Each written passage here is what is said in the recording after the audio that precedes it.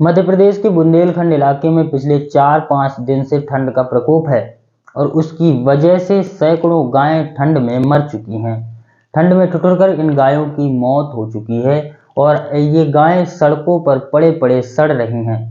कई गांवों में हालात ये हैं कि खुद लोगों को उन गायों का अंतिम संस्कार या तो करना पड़ रहा है या फिर उठाकर उन्हें दूसरी जगह फेंकना पड़ रहा है।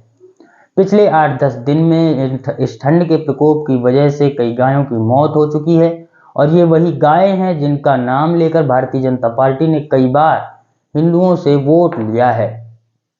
दूसरी ओर सिंचाई के साधन की कमी की वजह से, नहर में पानी न छोड़े जाने की वजह से चंदला विधानसभा क्षेत्र के किसान परेशान थे। पिछले 8-10 दिन से परेशान थे, लेकिन जब तक किसानों ने सड़क पर आकर नारेबाजी नहीं की, जब तक किसानों ने मांग नहीं की, तब तक नहर में पानी नहीं छोड़ा गया। और अब खबर ये आ रही है कि नहर में पानी छोड़ा जा रहा है और किसानों की मांग पूरी की गई है। 2-4 गिनी चुनी पोस्टों को छोड़ दे तो एक भी पोस्ट आपको सोशल मीडिया पर या व्हाट्सएप पर या इंस्टाग्राम पर कहीं भी आपको एक भी फोटो किसी किसान के खेत की फोटो नहीं दिखी होगी।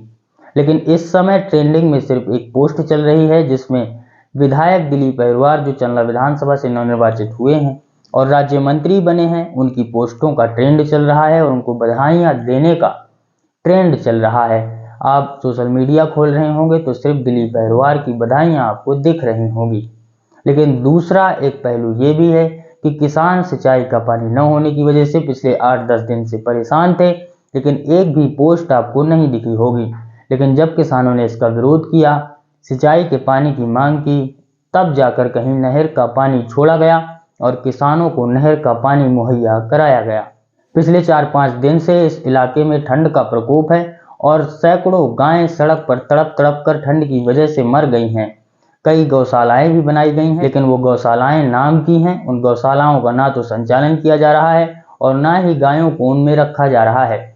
इसमें भी इक्का दुक्का गौशालाओं को छोड़ दिया जाए तो सारी गौशालाएं ऐसी ही पड़ी हुई हैं। उन गौशालाओं में ना तो चारा है और ना ही गायों को रखने का कोई इंतजाम है और ना ही कोई कर्मचारी है। बड़ा सवाल ये है कि क्या अगर कोई विधायक मंत्री बन जाता है तो क्या ये मुद्दे उससे बड़े हैं? हमें भी खुशी है दिलीप अहिरवार के मंत्री बनने की, लेकिन प्राथमिकता जनता की समस्याओं को देना जनता की जिम्मेदारी है और अगर हम लोग ही इन जिम्मेदारियों से पल्ला झाड़ लेंगे तो नेता कभी भी जनता का काम नहीं कर सकते हैं। ये कड़वी सच्चाई है। चंदला विधानसभा क्षेत्र और छतरपुर जिले के सैकड़ों हजारों किसान रात भर अपने खेतों की रखवाली करते हैं और ऐसी ठिठुराती ठंड में खेत में पड़े रहते हैं और खेत की रखवाली करते हैं और ये रखवाली गायों से की जा रही है जो आवारा तौर पर सड़कों पर घूम रही हैं। लेकिन एक भी पोस्ट आपको सोशल मीडिया पर, इंस्टाग्राम पर, फेसबुक पर या व्हाट्सएप पर इसके बारे में आपको नहीं दिखी होगी। ऐसी ठिठुराती ठंड में किसान खेतों की रखवाली कर रहा है और उसे खेत पर ही सोना पड़ रहा है, क्योंकि अगर वो खेत को थोड़ी देर के लिए ही छोड़ देता है तो गाय उस खेत का सर्वनाश कर देंगी। अब अगर ऐसी ठंड में, ऐसी खतरनाक ठंड में अगर किसी किसान की मौत भी हो जाती है तो आपको एक भी पोस्ट सोशल मीडिया पर नहीं मिलेगी और उसकी वजह यह है कि चमचागिरी से इस क्षेत्र के लोगों को समय ही नहीं है। अवैध रेत का उत्खनन करके चंदला विधानसभा क्षेत्र में रेत के ठेकेदारों ने जंगल काटे हैं, पेड़ काटे हैं और कई किसानों की जमीनों से जबरन रेत भी उन्होंने निकाली है और इस जमीन की हालत मंगल ग्रह की तरह कर दी है।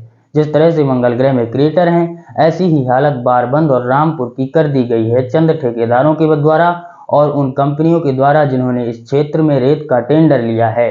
लेकिन एक भी पोस्ट आपको सोशल मीडिया पर इसकी नहीं दिखेगी। लेकिन वास्तविकता ये है कि सैकड़ों गायें सड़क पर मर रही हैं, रेत का अवैध उत्खनन जारी है, ठेकेदारों के द्वारा किसानों को प्रताड़ित किया जा रहा है, किसान के लिए सिंचाई का पानी बड़ी मुश्किल से मुहैया हुआ है और किसान अपने खेत में बारी लगा रहा है और अपने खेत की रखवाली ऐसी ठिठुराती ठंड में कर रहा है।